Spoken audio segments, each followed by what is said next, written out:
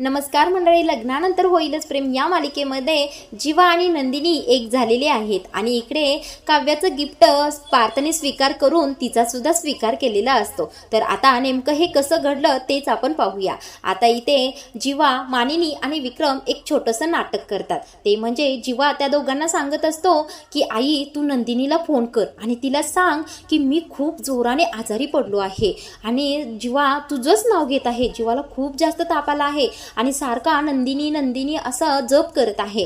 आता जीवाचं ऐकून खरंच मानिनी नंदिनीला फोन करते। अगं नंदिनी, जीवा खूप आजारी आहे, त्याला खूप ताप आला आहे। तेवढ्यातच जीवा तिकडून खोकलेलं नाटक करत असतो। आता मानिनी म्हणत असते, अगं नंदिनी, काही केल्या तो तुझं नाव घेणं थांबवतच नाहीये, त्यानं काही खाल्लं सुद्धा नाहीये। अगं नंदिनी, पटकन थोडीशी घरी येऊन जातेस का गं?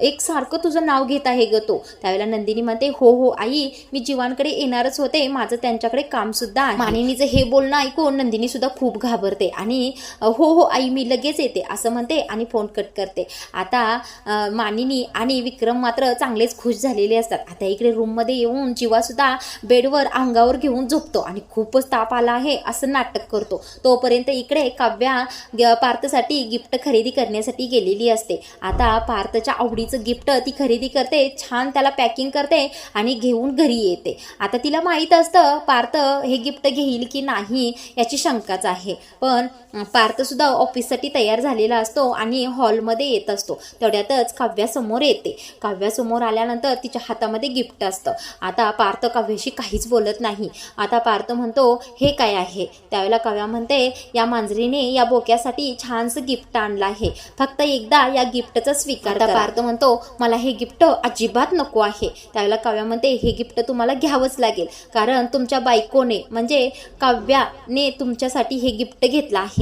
आता पार्थचं इतकं काव्यावर प्रेम असतं की काही केल्या काव्याला तो इग्नोरच करू शकत नाही। आता या वेळेला मात्र पार्थ काव्याचं गिफ्ट घेत नाही, तिला खूप रागाने वाटेल तसे बोलतो। त्यावेळेला काव्या खूपच रडू लागते। आता तिच्या डोळ्यातील पाणी पाहून पुन्हा पार्थला वाईट वाटू लागतं, कारण त्याचं तर तिच्यावर खरं प्रेम असतं ना।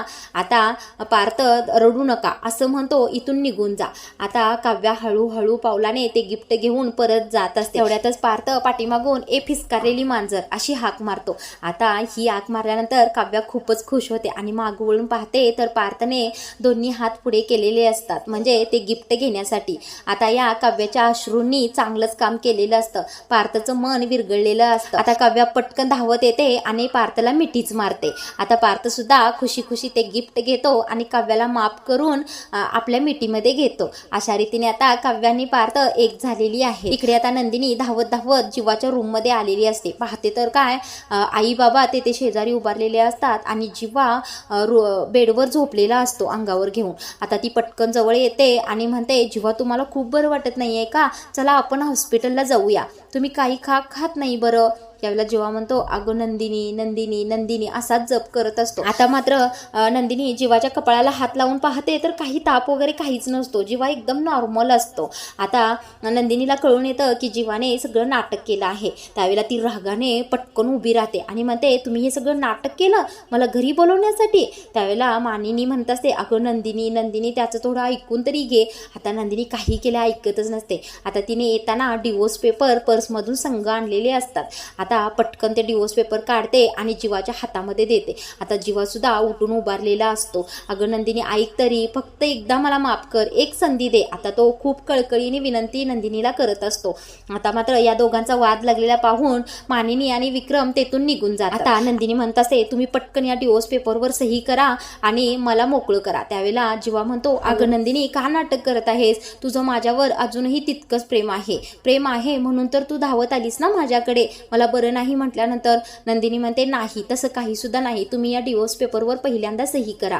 त्यावेळेला जीवा म्हणतो, मी या डिवोर्स पेपरवर अजिबात सही करणार नाही, कारण मी तुझ्याशिवाय जगूच शकत नाही। आता असं म्हणून जीवा त्या डिवोर्स पेपरचे तुकडे तुकडे करतो आणि फेकून देतो आणि नंदिनीला पटकन मिठीच मारतो। आता नंदिनी सुद्धा जीवावर तितकंच प्रेम करत असते, पण ती खूप रागात असते म्हणून असं वागत असते. आता जीवाने मिठी मारल्यानंतर नंदिनी सुद्धा हळूहळू त्याच्यावर हात ठेवते. आता नंदिनी सुद्धा त्याच्या प्रेमामध्ये पूर्णपणे विरघळलेली असते. आता जीवा आणि नंदिनी सुद्धा एक झालेली असतात. तर मंडळी, अशा प्रकारे काव्य आणि पार्थ, जीवा आणि नंदिनी एक झालेले पाहायला तुम्हाला सुद्धा आवडेल, हो की नाही?